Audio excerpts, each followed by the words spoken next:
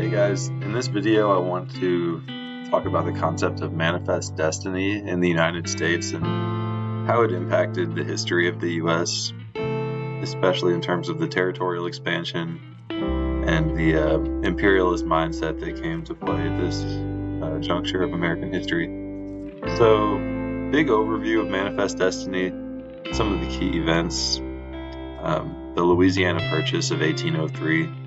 This is where the U.S. acquired 827,000 square miles of land west of the Mississippi River, and then also acquired a lot of land that wasn't originally in the purchase just by being first and taking it from different tribes in different countries.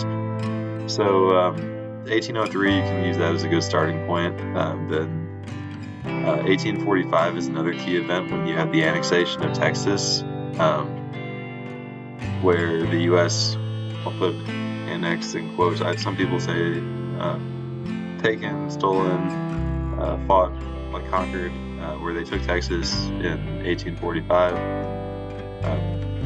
Then you have the Mexican-American War, where the U.S. was also able to acquire, in quotations, territories including California, Nevada, Utah, Arizona, parts of Colorado, Wyoming, New Mexico, and the rest of Texas. And then the Gadsden Purchase, which was the final slot of land from Mexico, where it's a small little piece from southern Arizona, southwestern New Mexico. So I want to start with the Louisiana Purchase, and this is the map of Lewis and Clark's expedition, where they were the first party of surveyors assigned by the United States to go into this new land and map it out. And they followed the Missouri River, starting in St. Louis and then making their way all the way to the Pacific Ocean. So this is a big deal because they find out that we have a route to the Pacific that is, it's not an easy route, but it's got water for most of it. So if you take the Missouri River, you can get to the Mississippi. If you start at the Mississippi and you take the Missouri River, you can get all the way to the Pacific Ocean, mostly on water, so that makes it easier to pull barges and boats and stuff. The reason you see it forks in certain places on their travel is because they would break up their party into separate groups to cover more land, and so they explored different rivers in Montana and Idaho. Eventually getting to the Columbia River, coming together, and getting their way to the Pacific. So that's the Lewis and Clark expedition. It took place from, I think, 1804 to 1806, around the years of 1805. So we can do more research into that later. This is I'll give you this resource here. Let me click on it. These are two maps that track the growth of the U.S. through railroads. These are railroads built this is 1870 at the top and then 1890 at the bottom. And you can see the maps of the railroads. If you're a map nerd like me, these are a lot of fun to just check. Started like map of railroads 1840, map of railroads 1850, map of railroads 1860. And in a later video, I'll show the map of railroads today, and it just covers the whole country. It's like black lines across the entire map. But here you see 1870, nothing really west of Omaha. You have like one tiny little strip of railroad that goes from Omaha to Promontory, and then you have another little strip that goes from San Francisco to Promontory. But yeah, Texas has like a little baby railroad here. Nothing in Oklahoma, nothing in Arizona, New Mexico, Montana, Nebraska, North Dakota. One little baby railroad in Nebraska. It's all east.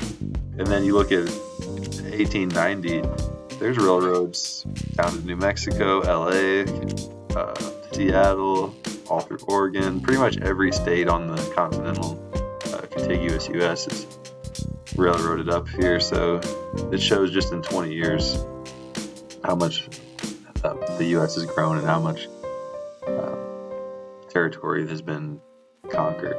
It's one thing to own the land, but then it's another to get transportation out to it. So it's a big deal when they finally get the railroads out west.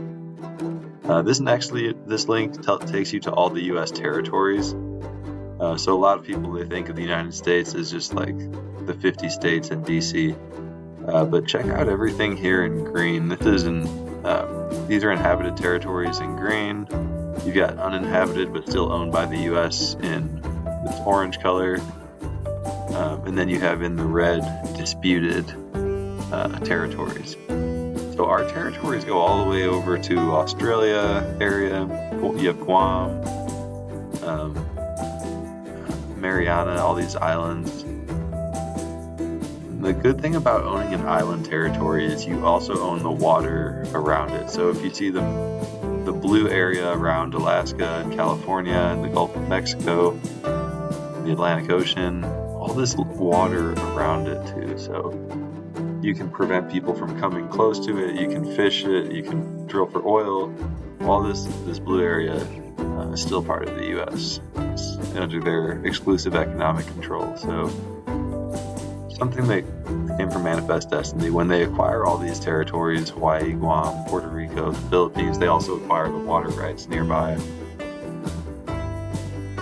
And the impact on foreign policy, this mindset of Manifest Destiny sort of lets the world know, like, hey, we're here, we're strong, we want land, and we're going to fight for the land that we want. So they let Mexico, Europe, all these other countries know that, hey, we want our land and we're going to protect it. And if you look today, it's probably a side topic from Manifest Destiny, but the U.S. has military bases on most of this land that it acquired. So it's well protected. It's probably never going back to the countries that it came from or the tribes that it came from.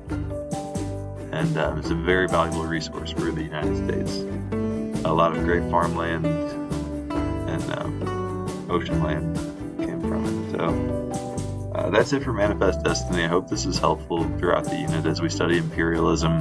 This is really the backbone of the imperialism that occurs in the 18 and 1900s in the United States. This concept of Manifest Destiny, control the whole hemisphere, ocean to ocean, and just continue to grow. So I hope that was useful, guys, and I hope you have a great day. Thank you. Bye.